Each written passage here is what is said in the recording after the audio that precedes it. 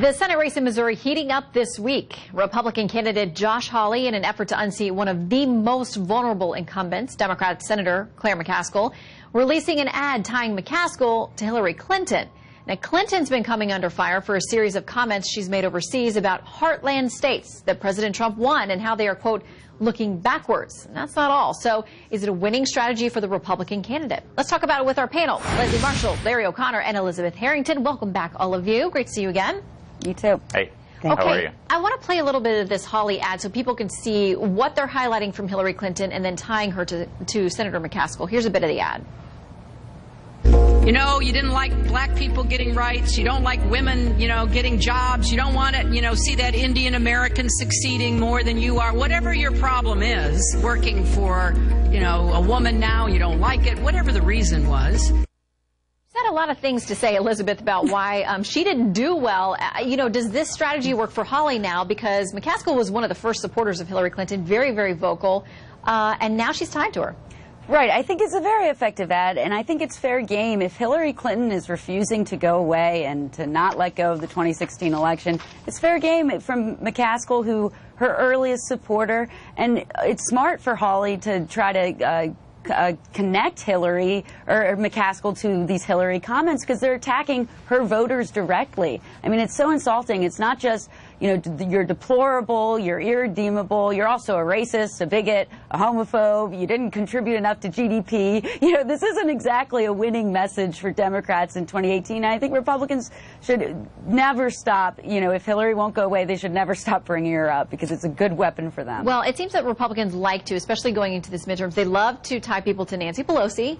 Although Democrats say, listen, she gets a lot of things done on the Hill, and you got to give her a pat on the back for that. They're tying people to Hillary Clinton. In the meantime, former State Department spokeswoman Marie Harf, who now is a contributor here at Fox, had this to say about Hillary at this moment in time. She should go away. I hate to say that. I really do. The first female nominee of a major party has a historical, role, certainly, and the right to speak up. She is not helping the Democratic Party, and I think she should take a very long vacation and leave the future of the party to other people. What do you think, Leslie?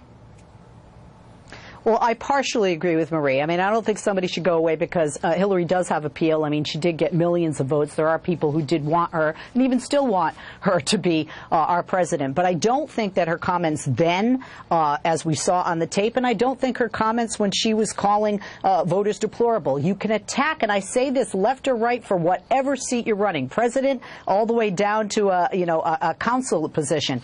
You can't attack the voter because that voter is not always tied to their party. You can attack your opponent, but you don't attack the voter or their base. And I think in the ad, what Republicans are trying to do, and it could be somewhat successful, is tie Claire McCaskill to Hillary, even though she has said she doesn't agree with recent comments in India.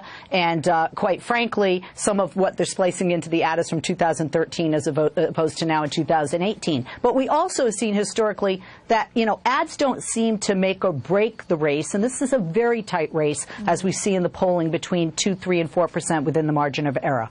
Well, and Larry, to Leslie's point about the millions who voted for Hillary Clinton, her supporters, the first thing out of their mouth is always she won the popular vote. So there's a huge swath of this country who says, listen, I'm with her. Millions of people wanted her to be president in California.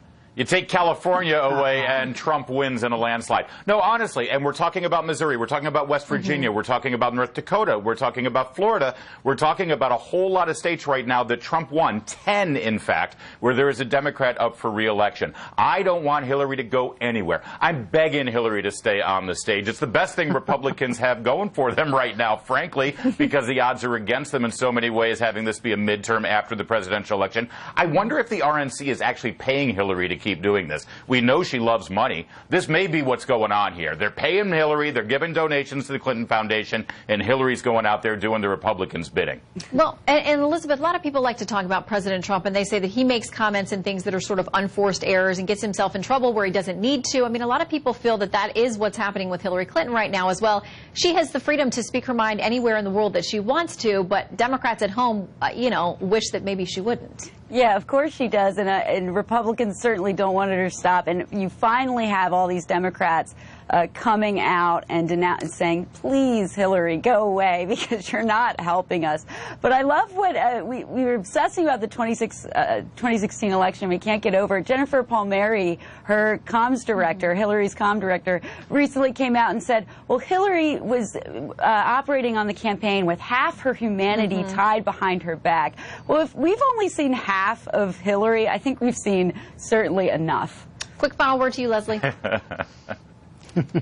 Well, I would just say that Claire McCaskill, if you remember, last time around, folks, it was counted out, and then Mr. Aiken opened his mouth. So if there's a national poisoning of the Republican waters, she may still prevail, even though I would say this is a tight race for Democrats in a more Republican state that's become more Republican over the years, and you never know what's going to come out of the opponent's mouth or who he's tied to in the Democratic ad that I'm sure will be coming out, linking him to somebody who's in trouble in his own state. Yeah, and there are months and months to go, which is a lifetime. It's many lifetimes in politics.